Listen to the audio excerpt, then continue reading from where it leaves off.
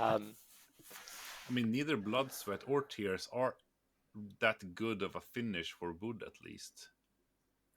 Yeah, blood tends to kind of darken, and it doesn't really look like blood anymore. Just looks a bit Yeah. like kind of smudgy brown.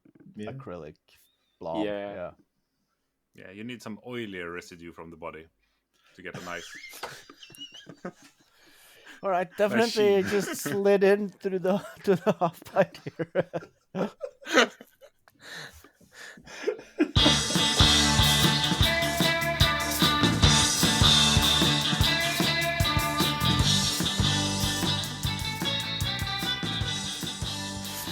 But at least we'll know KJ will bring something very buttery to this challenge. Or it's not a challenge; it's almost a log. And that's a key point. Yeah. It is not a challenge. No. This is not about kind of showmanship or one-upmanship against other people. This isn't about proving that you're the best maker. This is about just let's have some fun. Let's make something and share it with other people. Yeah, it doesn't matter what you make, what color it is. Just have a bit of thought for. Yeah, other people have got to carry it. Potentially abroad. Yeah, via airlines. So yeah, a steel battle axe, as great. A short battle axe. Yeah, as great as that might look, great as it might feel, as great as that would look on the wall. Possibly just a bit tricky for those who will need to go through, TSA equivalents. Having. Yeah, and UK made it harder on themselves with all the Brexit and everything. So yeah, keep it PG-13 hand luggage size. Brexit. It's just an example of utter stupidity of people. Really. That's what I said. I could rant about that. It's just utterly stupid, and just a fine example of the manipulation of people to be scared of things they don't need to be scared of. And look how free we are. Yeah. Look how much it costs to send something to Europe now. Or, no, not going to be able to sell anything in Europe now because of this legislation that previously we could have had something to say about. Oh, we wouldn't have even needed. Oh, why have I got to queue up for an hour at the airport now to get out off the airplane? Yeah, I always like that. Being fair, though, you don't really want to travel anywhere these days. I've just turned off news completely. It's just stay at home, grow your own eggs, or steal your neighbors. Milk the closest animal you can find, and be happy. Shoot that ball. Call back.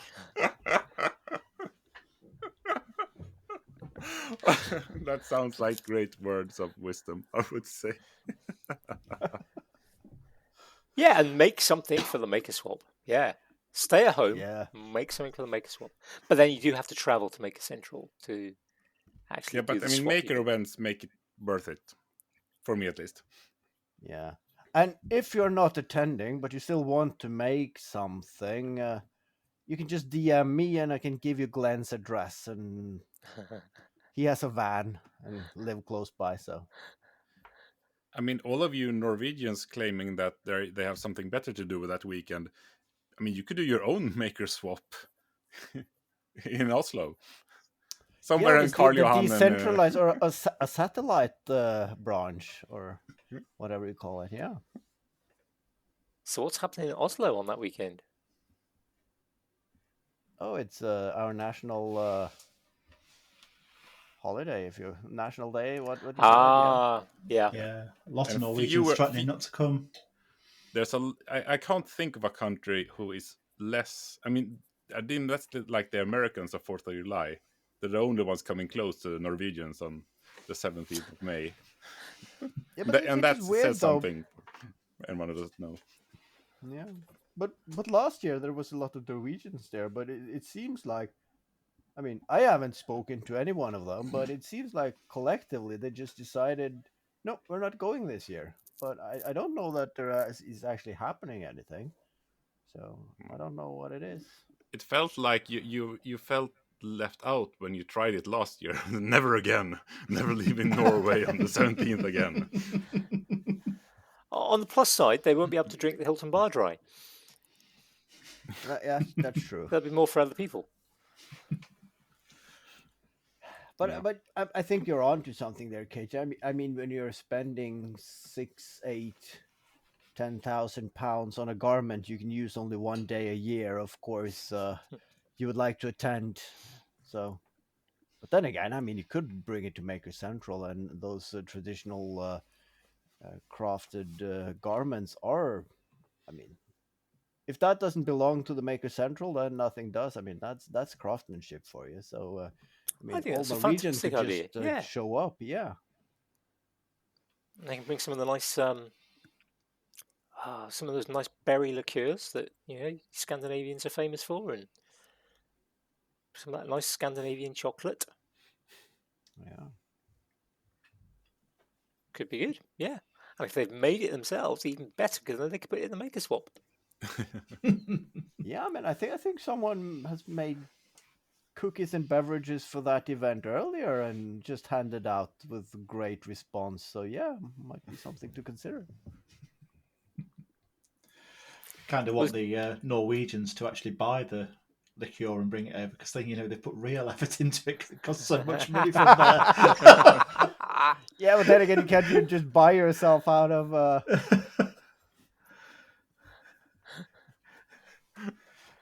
I mean, I know a local steam off the label and put your own label on. Yeah. And claim that it's moonshine.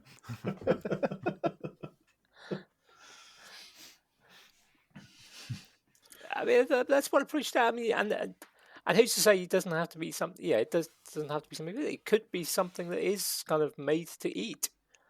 Yeah, I'm never going to confirm or deny that. Yeah, I might just make a box of Welsh cakes for someone. You make a box of Welsh cakes for everybody, don't you? Yes, but I'll make one specifically for that person. Yeah, with half a dozen Welsh cakes or a dozen Welsh cakes in. Yeah, I'll pick out the best one. Yeah, I mean, I think last year I made something like 180 or 200 Welsh cakes. Yeah, in fact, I think I've done that for the last few years. It's quite nice, actually. A few weeks ago, my wife and my daughter went to Wales for a week. And they brought me back some Welsh cakes, so it's a nice memory, because yours are the only ones I've tried before then. So it was lovely, yeah. Hopefully mine will look better as well. Oh, yeah, definitely. Yeah, homemade ones are always better. Correct answer. So you can now have some Welsh cakes and make a Thank you very much. You'd already promised me some anyway, Andy. I did. Well, that's how I got on the show, isn't it? Yeah. That's it. Did we agree the number? 1.5. I'll do. That depends on if you're behaving until the date. I was going to say, wasn't that our thing that we're never going to sell out? But I do recollect the episode where both me and Glenn, we're easily bought. So yeah, never mind. Got a corporate sponsorship. Yeah. Yeah, we make a video for a free screenwriter, it could be. I mean, it could be. I'm not going to make any suggestions for someone, but Ellen's just bought this loom, and she's been putting a loom together. So it might be that she just makes a piece of material. Yeah, and gives that. That's just kind of It's almost like a scarf or a blanket. Yeah, it's a piece of material. Yeah, that's going to have been quite a bit of work to make something like that. To somebody who's into sewing, I mean, that would be a really special gift, wouldn't it? Yeah, absolutely. Yeah. Would I just give some Welsh cakes? No, I wouldn't just give some Welsh cakes. I might give some Welsh cakes alongside a book or a notebook, or maybe I don't know what I'm going to do yet. Yeah, I'm definitely going to make something rather than use something I've already made. Mm-hmm. But if somebody's got something they've already made, I've got a bunch of notebooks that I could just put one off the shelf and say, okay, well, there's a notebook. It's a nice notebook. I've taken 6 or 7 hours to make that. It's got some really nice paper in it. It's got a nice cover on it. But no, I am going to make something myself, and I'm going to do that in the next kind of 7 weeks. I haven't decided yet what it will be. Yes, there will probably be a little container with a few Welsh cakes to go with it as part of it. And that's fine. If people want to add a couple of little things, throw a sticker in or a couple of bits and bobs like that, that's absolutely fine. It's not like it's a secret Santa type thing where it's like no one gets to know who made it. You can personalize it, you can brand it, you can have it could be a thing with your logo on it. What you're not going to be able to do is put somebody else's logo that you know is going to get it. So it's have some fun giving and have some fun receiving, because giving's good. It feels good to give, it feels great to receive. So let's just have a bit of fun with that. So some respect to the process in terms of right, I'm not going to make hopefully Paul's not going to make a 6 foot long broadsword specifically for this. You might only make like a 2 foot long gladius or something. I would quite like that. Yeah, I would too. Yeah. That's actually something I quite fancy doing. After I made the sword for Simon a couple of years ago, I quite fancy doing a few sort of swords and weapons. It is out of wood. Weapons. Kind of sort of ones that look good. When we were at Skaperfestivalen, was it October? And Rasmus showed up with a full size sword there. I think that'd just be great. I'd love a sword on the wall. Yeah, just sticking out of his backpack, taking the tram from his workshop and down to the city center, and nobody batted an eye, and just pulled it out amongst all the people and kids, and just wheeled it around, and people like, hey, cool. And took the tram back home again. There's a few of the more serious makers saying, giving me the elbow and saying, that's illegal here, don't you? That's illegal. Nobody cares. But the first time I saw him at Maker Central, I think 2019, because I didn't do 2018.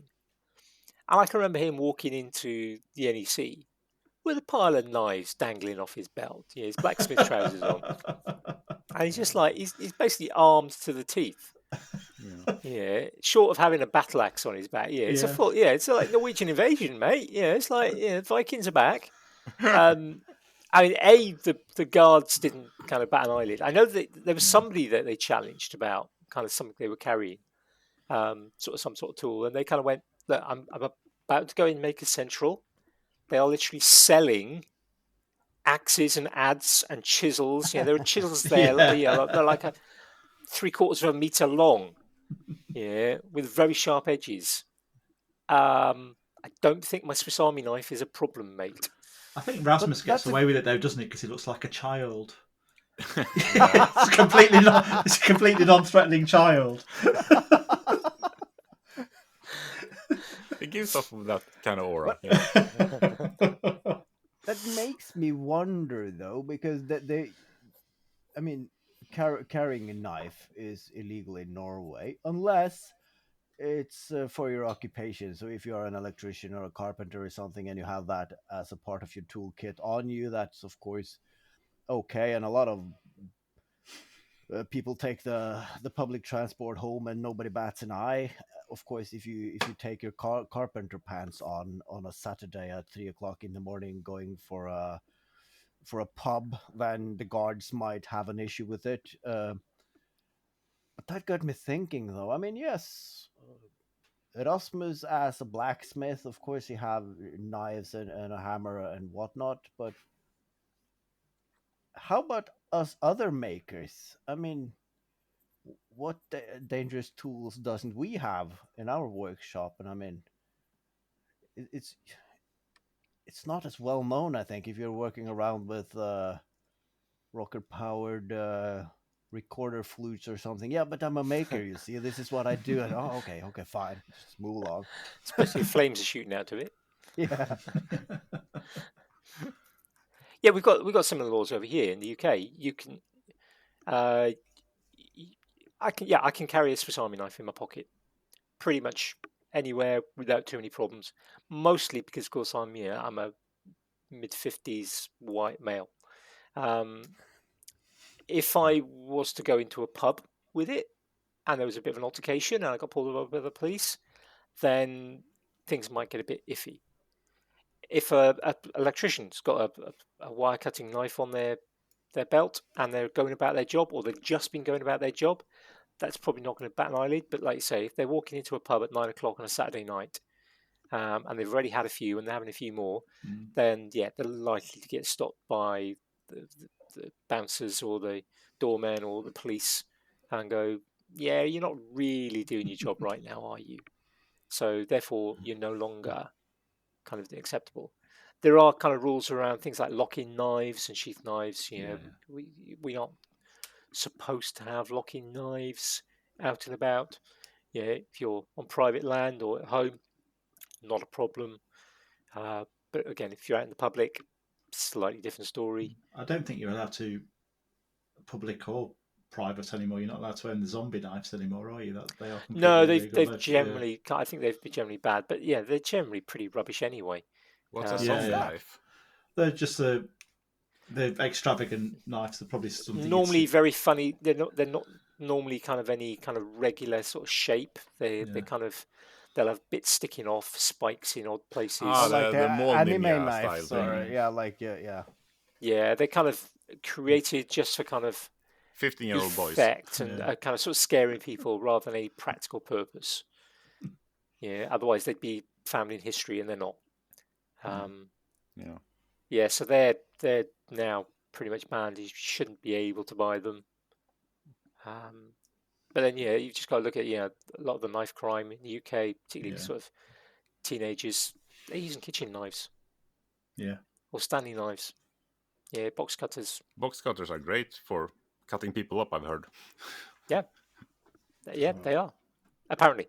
When I worked as a service technician, I carried a knife at work, but I just left it at my workplace when I went home and had an empty sheath on my work pants, because, I mean, I worked late night, and if something were to happen, I would not want to add another knife to that situation, because I couldn't make any use of it. So I'm not going to make any situation worse by bringing a weapon to that.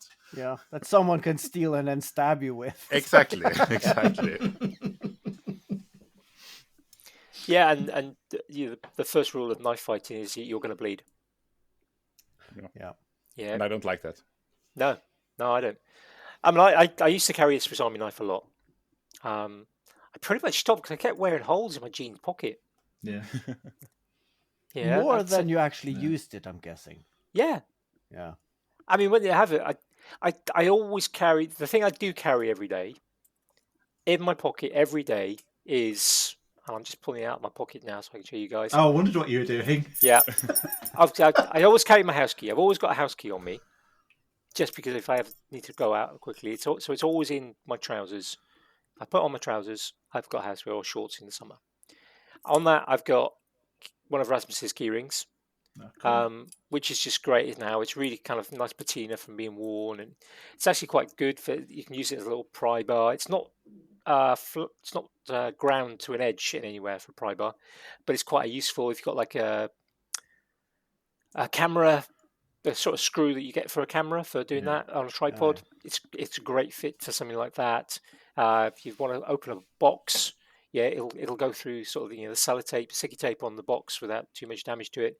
And I carry a small torch, and I use the torch nearly every day. Yeah, particularly at work. I mean, we've got torches in work, but sometimes you just want to quickly just check to see where that nut dropped or that screw dropped. And I can just pull it out of my pocket and quickly grab it because it's there. And I find it a bit more useful than just doing the light on my phone, because I can poke it into small places. That's a bloody good point. That I use the light on my phone almost every day for something, but it is rubbish. Yeah, so having a torch makes perfect sense. And of course, when I went to the army, of course, you got this government-issued Swiss Army knife or Norwegian martial aid 50s relic. And then, of course, all of us, we went to the local store and got ourselves like a Leatherman or something like that. And I spent a lot of money getting one of those and used it on and off during the service. But after that, it's it's never been used. And No. then, of course, I made a YouTube video of it never being used. So maybe if I make like a leather sheath for it to put it up on the wall on my workbench, then maybe no, because I got all the specific tools just in better versions. So it's never used. It's never going to be used. So it's just there for display. I got leather of the original Leatherman Super Tool. Bought this in something like 1993. Still going strong. It's well past its warranty date. Yeah, it's a Yeah. lovely bit of kit. Nowhere near as nice as the modern Leathermans. But yeah, I can't justify buying the modern Leathermans at A, the price they are, and B, the fact this one still works well. I've got a regular Leatherman and a Micra somewhere else as well in the drawer. And I keep that in my drawer. Get used to it. It's just too heavy. Yeah. Yeah. I was given an original Leatherman a couple of years ago, which came in the original case. It had never been used, and it's too nice to use, so I don't use it for that fact. Yeah. Yeah. I have the Gerber version on my work trousers, and I even though it's kind of in the way, so every time I sit down in a car, I feel it because it's a bit, yeah, it's a bit digging into my back. But I still forget to use it when on site. I mostly use just take a screwdriver and poke stuff instead of actually taking out the. It's only if I need the pliers or need the knife on it, which is seldom. But otherwise, I mean, it would be great for doing a lot of the pokey things I do, but I just forget it and use a screwdriver instead. But like I said, yeah, if you're kind of in the military, if you're running around in your camouflage gear and you've got a thick, heavy belt on it, and you're doing things with a variety of different types of equipment, whether it's for load carrying or weaponry or all that rest, having basically a in-one toolkit on your belt, so you can use to cut your cord or rope or to undo things or to cut wire, all the rest. It's a fantastic piece of kit.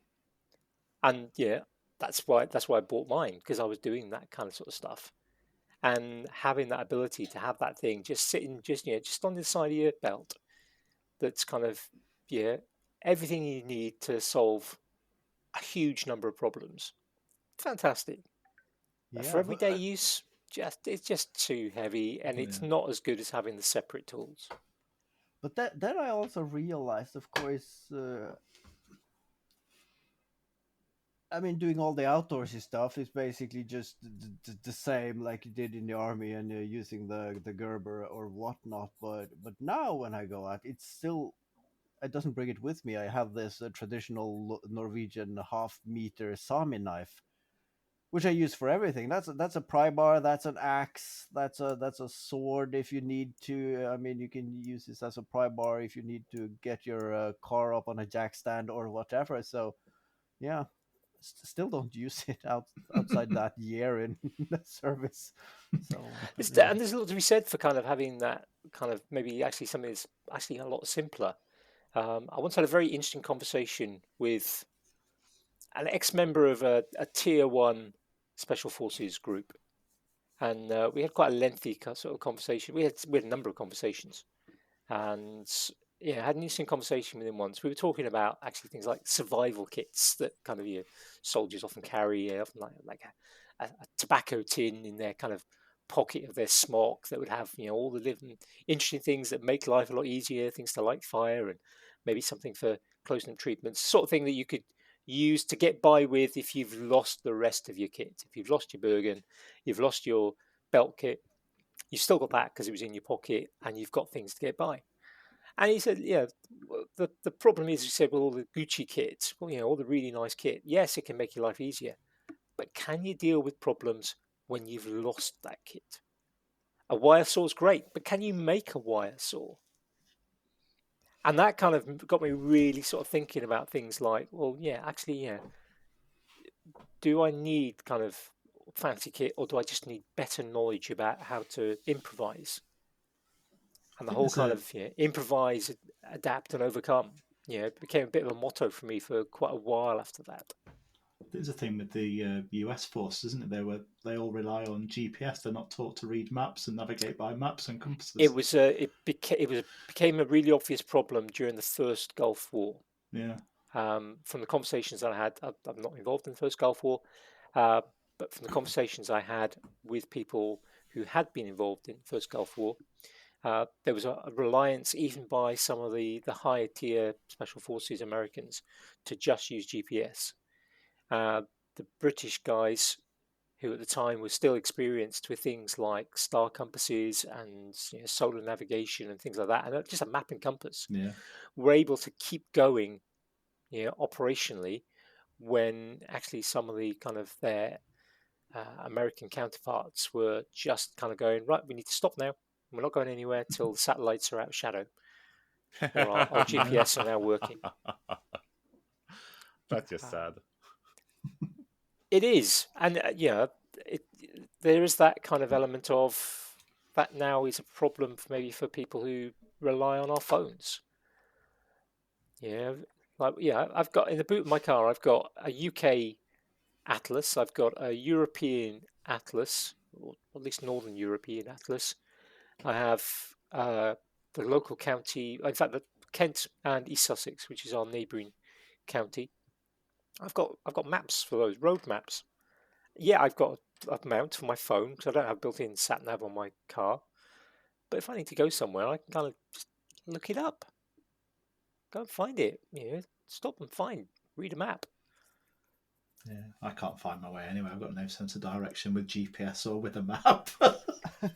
Yeah, I kind of just see it as a fun thing. I can manage, but I don't do it for fun. But I mean, I can read a map and I can figure out where north is, more or less. That's the thing. I discussed this with a friend here the other day who drives a motorcycle as well, and a few years back, the Norwegian Car Association they publish a book every year with updated road maps and sightseeings and some description about like good routes to travel if you want to see stuff. So, and those were really brilliant. And then, of course, I remember at some point I had a A3 size like road atlas for the entire Europe. It was a brilliant kit. And of course, I started tearing out the pages because if you folded them over, they fit in the tank, the saddlebag that I had. And it's much better than sat nav because yes, you need to know where you are, but you can also see the surrounding parts, and that looks like an interesting road. I can go there. The sat nav just shows you the exact road and tells you the next turn, but you don't really see anything. And that book at some point ended up just being a pile of sheets where I just pulled them out for wherever I was going somewhere. And then, of course, I think my mother got the spirit of cleaning up, and she found that pile of, oh, that's the old atlas. It's in pieces. So she just threw them away. And I like, no, because you can't buy these anymore. They don't make them. You can get some specific maps for areas, but there's not like you can go to your local petrol station and they have their own in-house brand atlas for car people. I mean, it's just vanishing. Yeah, I think it's a bit of a shame. It is. I mean, it's just one of the times, isn't it? We become reliant on particular technology. Yeah, and people would argue, oh, yeah, but when maps were brought in, people just forgot how to get from one place to another. It's like, yeah, but now we are traveling further. We are traveling further. Yes. And it is that element of kind of, if all you do is rely on the GPS on your phone or on your sat nav system or whatever it is, you get to miss out. I think it's an excellent point, Haavard. Yeah, you get to miss out on the potential for, hey, that's an interesting looking direction down there. Or if I pop down there's a reservoir. That could be fun to go and have my lunch by, and you might not see that if all you're doing is just kind of, right, here's that narrow little vision of the road. Keep going for the next 10 kilometers, which is boring. I mean, playing computer games, I spend a lot of time looking at the map to see where interesting points to go and explore. Maybe I should do that more with real life as well. I'm a bit of a geek about maps. I used to have quite a collection of maps. I have thinned it down massively, and I just used to like sometimes just sitting and looking at a map, particularly when I was doing more outdoor stuff and walking and climbing and stuff like that. Just open up a map and go, right, where shall I, next time I'm in this area, where shall I go? What shall I explore? What hills shall I climb? Yeah, I don't do that anymore because I don't really climb many hills. I'm quite happily with, if I'm driving along and I've got no time constraints, I'll quite happily just go down a road I've never been down, see where it leads, or just head off somewhere without a map. I'm quite happy to get lost. I have such a poor sense of direction. I travel on a lot of roads when I when I try to go by feeling. Yeah, it should be over there somewhere. I'll just drive that direction for 10 minutes. It should be all right. Okay, I'll drive for 15 minutes and haven't arrived. I wonder where I took a wrong turn. Yeah. So if I want to be efficient, GPS is my friend. But yeah, if I've not been somewhere at least 5 times, I still don't know the way. So. But it feels great when you realize that I know this way. I can travel without looking at a map or using GPS. Yeah, and then you have that sudden realization. I've been driving now for an hour and I don't remember any of the road I've been driven on for the last hour. And it's kind of scary. Like that hour, no conscious recollection of actually taking any decisions, but it's twists and turns there. And yeah. And I'm still alive, so I'm fine. I hope everyone I've passed also are still alive. Or did I just not see them? But it's a great thing to do, Glenn. Many years ago, before I was married, I was dating a girl who was living in South Wales, and I was living in Bournemouth. Wow. So she lived in my hometown. So it was my hometown where she lived, and we got together when I was at home, but then I moved down to Bournemouth for work. Yeah. And so I was sort of trying to maintain that relationship, and so I drive up sometimes up to Wales, which is not a problem. But sometimes then on like a Sunday afternoon on the way sort of back down to Bournemouth, I'd basically go, right, okay, I'm going to turn off the motorway at a different junction to the one I normally do. Yeah. And I know that all I've got to do is head south and I'll reach the sea. And if I reach the sea, generally I'll recognise enough of the place names. I'll know that I need to turn left. Generally, I'm going to turn left before anything else. So head towards the sea and then turn left, and I'm going to get to Bournemouth. Because Bournemouth is such a structure, it's such a big area. Yeah. It's hard to miss. Yeah, you left Wales. Yeah, get over the sort of the Severn Bridge. Head down as long as you keep the kind of M5 on your right and the M4 on your left. And head southish, you're going to get to the coast and you're going to get to Bournemouth somehow. And the number of strange roads I used to go down, and had a couple of near misses with kind of sort of tractors and cars coming around kind of country lanes. Yeah, I bet you saw some lovely coastal roads there, didn't you, doing that? Really nice. I mean, it's just there's some great countryside in the going through kind of Wiltshire and places like that. Yeah, it's just nice. It's a nice little adventure. Yeah, just kind of going right. Okay, yeah. Where's the sun? That guides me. Is it on my left or is it on my right? Or is it in front of me? If it's behind me, I know I'm going badly wrong. Michelle's got some family down in Bournemouth. And when we first got together, she used to have a tradition where between Christmas and New Year, she would visit the relatives for a day or so. And I got taken along. And, it's a miserable time of year to be in Bournemouth. I thought, this place is horrific. I don't like it here. It's always bloody cold. It's always raining. And there's always a strong wind. And then she actually took me one summer. I realised what a beautiful place it is in parts of it, isn't it? It's really nice. Yeah, but come summer and several 100,000 tourists descend on it. Oh, yeah. And you've then got, it's just horrendous. And of course, because you've got the coast, you've only got, and Bournemouth is so big, you've only got the road essentially above the coast. There's no kind of, you're so limited on travel. So living there during high season is be a nightmare. Not nice. No. You've got to feel sorry for some of those people in Cornwall as well, haven't you? In some of the popular places there where you can't even get parked. It takes 3 hours to get parked in some of the places, doesn't it? Yeah. It's horrendous. And the big problem, of course, for Cornwall as well is the people buying the second homes down there. Yeah. So prices are so high that locals can't afford to buy anything. Yeah. House prices are bad enough as it is, but Cornwall's particularly bad. If you're born and brought up in Newquay, forget trying to live there unless you're inheriting your parents' house Yeah. because you won't be able to afford anything. You'd certainly be able to live in my local coastline at Skegness. No problems getting down there. Got a few years since I've been to Skegness. Yeah. Yeah, I was awful. We always head to Norfolk actually when we want to coastline there. It's only just under 2 hours from here, so Yeah. Get down to Norfolk, and I really do quite like Norfolk. I've only been into Norfolk twice, both Yeah. for a day. Oh, okay. Yeah, once to Ely, once to King's Lynn. Oh, okay. Both to collect something. Yeah. Do want to go back to Norfolk? It does seem like No, quite I a wouldn't. nice place. I wouldn't class King's Lynn as one of the nicer places in Norfolk. But about 45 minutes further on there are some beautiful places. Yeah, Alton Stanton and was it Wells next to the sea and places like that. They're really pretty. Well worth visiting. Yeah, but mate, I mean, I love. I like travelling, but I actually love the UK. I think it's got there's some amazing places in the UK. I think people underestimate how pretty it can be and how awesome it can be in places.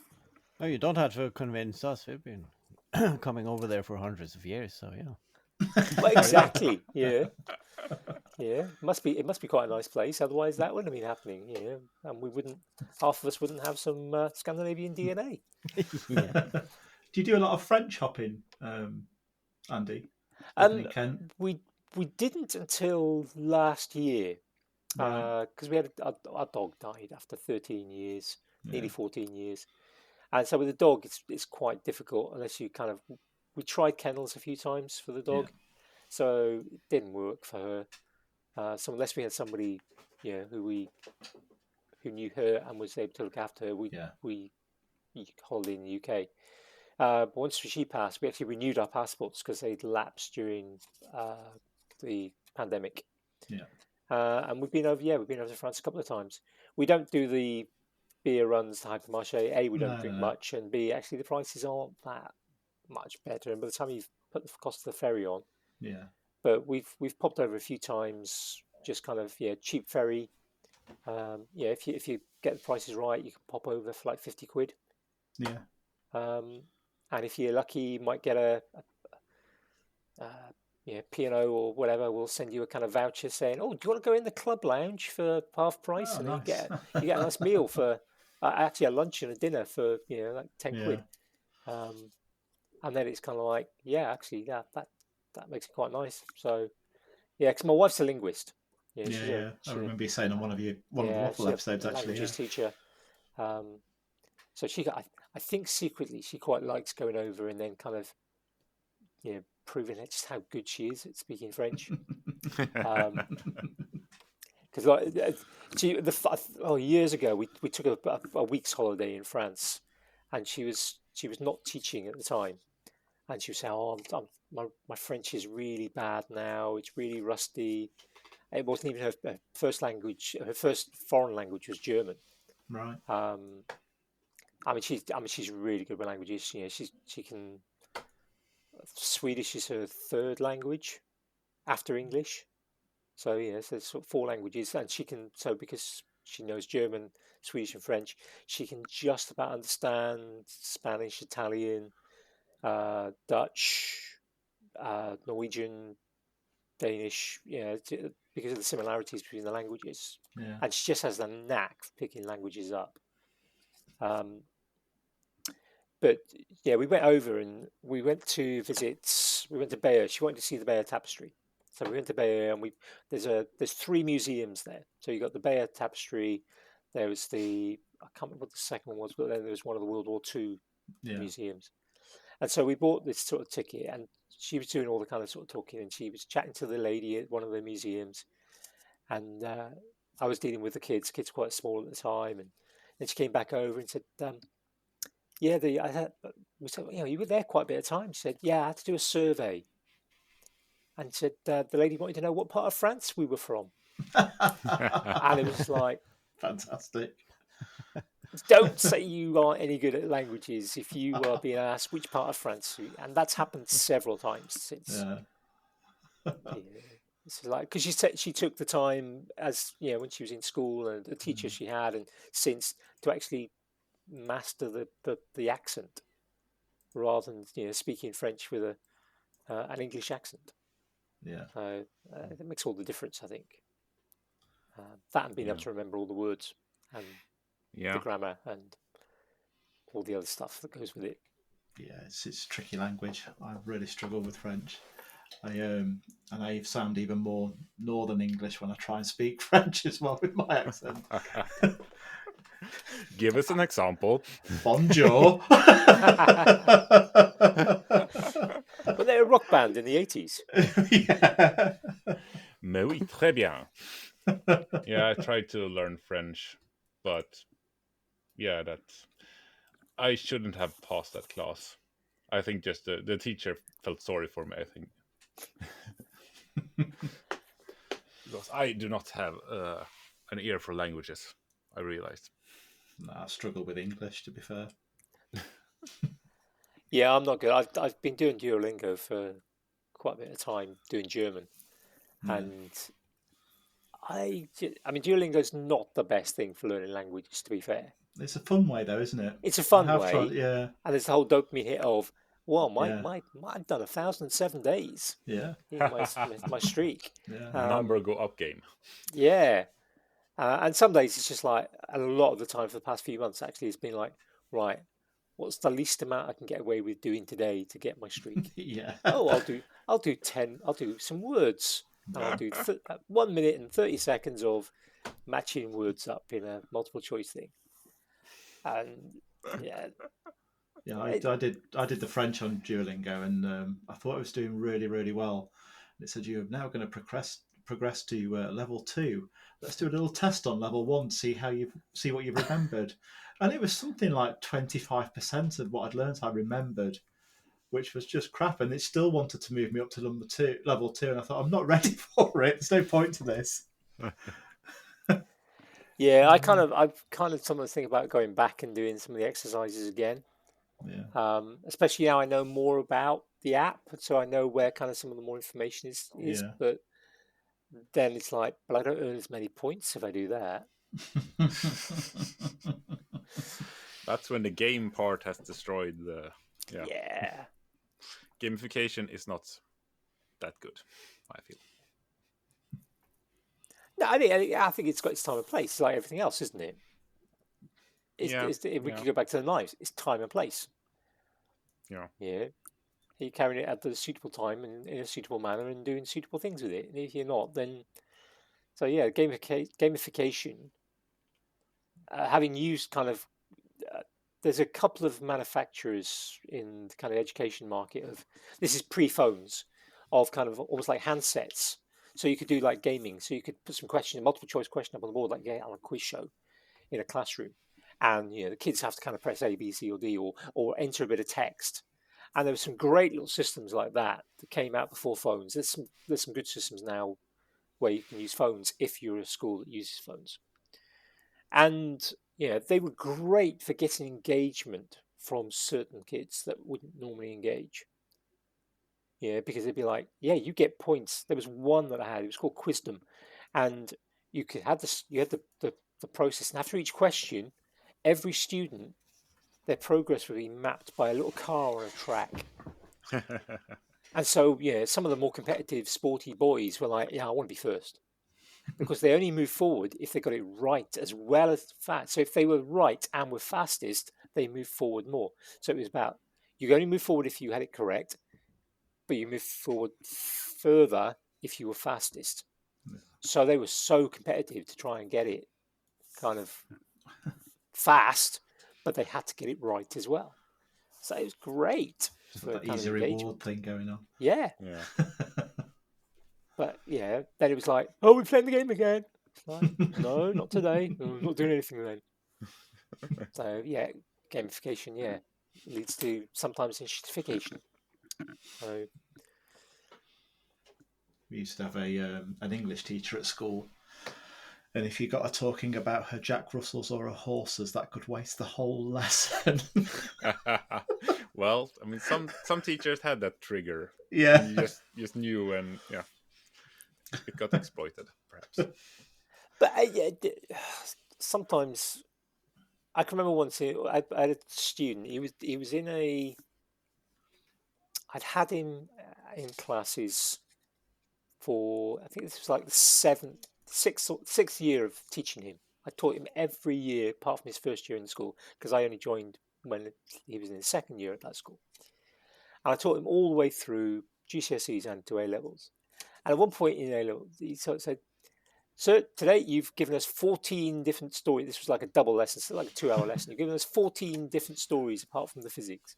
Because he was noting it down every sort of time. And yeah, he's a nice lad. I've had conversations with him since, both physically, kind of met him with him in the supermarket once, and yeah, we're kind of, he's met me on LinkedIn, and we've kind of had some chats on LinkedIn about stuff.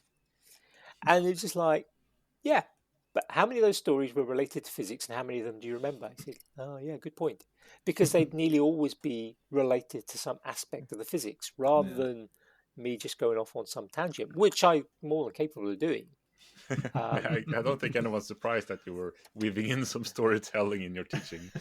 But for me, for me, a good teacher is a storyteller. Yeah. That's not to say that just because I tell a lot of stories, I think I'm necessarily a good teacher. I think I was a good teacher, but it was also because I was a storyteller, and by telling stories, I make things a little bit more real. I make connections to things. So rather than just saying, "Oh, hot air rises, cold air sinks." Yeah, that's a bit of physics. We can have a convection current. We can do a little drawing on thing, or we can get a glass of water and we can put a bit of potassium permanganate crystals in one corner, and we can heat it with a candle, and we can see the convection currents. Yeah, that's great, and they can see that. But it might talk about, for example, and show a picture of a snow cave. Yeah, so if you're kind of Arctic, up in the Arctic, and you're kind of Norwegian forces or Swedish forces, or Royal Marines doing commando courses. And I taught in Plymouth for quite a few years, so Royal Marines, some of the Royal Marines are based down there, so the obvious connection. You go, okay, well, right, okay, so you build a cold sink, and you sleep on a shelf above that sink. Why is that? Well, yeah, that's because actually the cold air sinks, and the warm air from that little candle you put in the side rises up. And you only use a little candle, so there's not too much carbon monoxide, and you poke a little hole with your ski stick through there, and you can stay alive. And it can be 20 degrees warmer than it is outside with wind chill. And it's kind of like, oh yeah, because some of them will know people that have been in the Arctic because they've been in the Marines or whatever. They kind of make those connections. And it's just like, this isn't just a bit of theory. There's enough physics that is just theory, and it is just stuff. It's only in a book, or we could show a simulation maybe, but a lot of it is actually real stuff. So you can actually demonstrate that. Whenever I hear a survival story like that, a survival tip, I always really try hard to remember it. And I don't know why. I'm never going to end up in that situation. It's very, very unlikely. Climate change, Dystopian future, nuclear war. You never know. Who knows what skills you're going to need? There's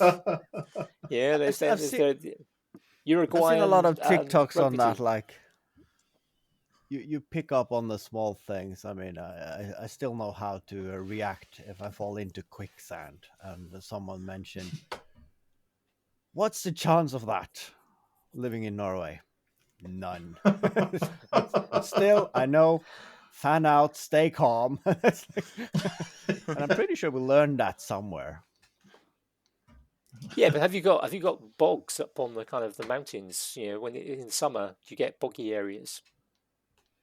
So you're walking along, and all of a sudden you're not in quicksand, but you're in a bog, because it's exactly the same principle. That's true, but yeah, I've lost a boot at most, and I had to all right, bend down and pull it up. But yeah, I didn't just instantly. Oh, I have to lay down. I have to lay down. That would have been really fun, actually. Yeah. Yeah, it depends whether you're running or walking. Yeah, if you're walking, you can get away with the oh god, I'm going to lose my boot. I almost lost a 200-pound pair of boots once, sort of stepping into a bog. I was just like, I am not losing these boots. They stank for months afterwards. It's so difficult to get the bog water out, but I was not going to lose those. Took me about 10 minutes to get out. Just like panic. And I was on my own too. Yeah, stay away from bogs. Yeah. Yeah, they're not good. Yeah, see, I'll go for a story now, because my senior school, where I went to from 14 to 18, was built on a bog. It doesn't exist. They knocked the school down years ago now. But that was built on a bog. And every now and again, they'd have to close the English corridor because the bog water would be seeping up through the floor. And the tennis courts were, I think it's a bit of an urban myth, the tennis courts could be seen out of the maths and science rooms. And if you stood on the table in the maths room, you could look across the floor of the court. Now, the rumour was, and I think this is the urban myth, that when they were first built, you didn't have to stand on the table to see the floor. That the school was sinking. I think that was an urban myth. But it's a good myth. Yeah, especially kids. I mean, you get all sorts of stories. You know, like they closed the school one day because there was one of the English teachers had bomb making equipment in his locker. He was Irish, and it was at the time when provisional IRA were. Yeah, that's some background information. That is, yeah, it kind of helped the story kind of expand a little bit more. Yeah, it makes it more fun, doesn't it? And that's what things like Maker Central is all about, isn't it? It's kind of getting together, telling stories, having some fun, drinking a few beers, swapping things we've made, swapping stickers, maker coins or things like that. Putting faces to names. Yeah, that's a good one. Yeah, and getting some hugs. Oh, that's not definitely. So great. Yeah. I think on that note, it's a very nice turn of like turning down the half pint. I can't really think of I'm doing the edit here, and I think I'm going to struggle in that seamless transition to find a cutoff. But I'll do my best. I think we had some good laughs there around an hour. You can just cut it there, and it'll be fine. It can be a test to our listeners. I've just segued you out of it as well. You know, I think at the time, knowing that you guys are an hour ahead as well, so it's like still got it. Still got. I mean, we can still talk for another 2 hours if you want. I've got no problem doing that. You probably will. You can do that on your own time. These two don't sleep. I go to bed, and they're still getting messages from these two. Sleep is overrated.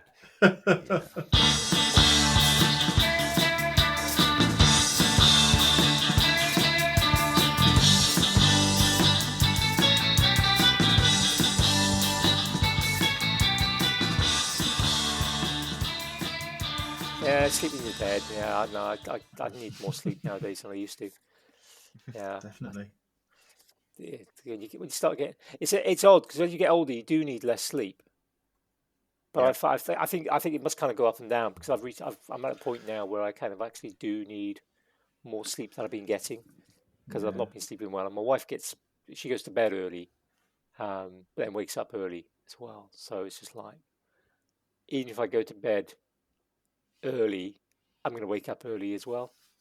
So go to bed late, I just get less sleep. And I don't function very well with less sleep. Having a physical job and getting older is not much fun.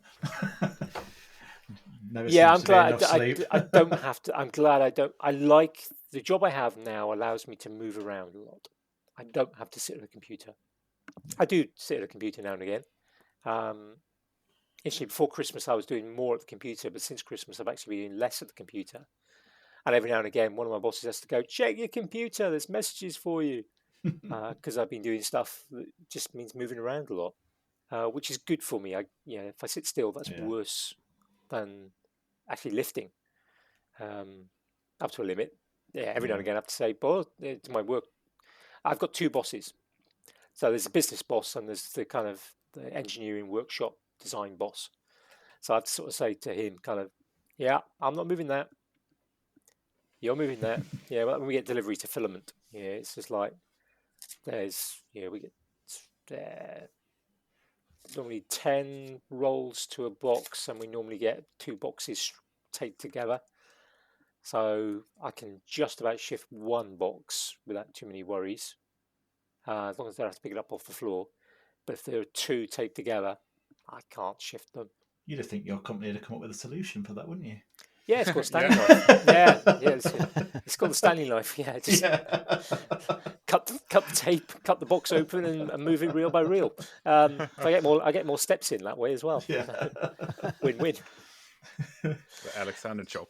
Nice. Yeah, just get the delivery guy to push it into the door, so it's not blocking the doorway. And I just move them. Yeah, I can get 3 reels. The boxes of filament we buy have a hole in the top, so as long as I open the box the right way up, I can just put 3 fingers with each hand into sort of rolls and just carry them into the main workshop and put them on their respective shelves. I think we need to say goodbye now, don't we, before we run into problems with the recording, KJ? Yeah. Bye. Bye. Bye, folks. See you at Maker Central. I was just gonna cut it about now anyway. So. Oh, fair enough.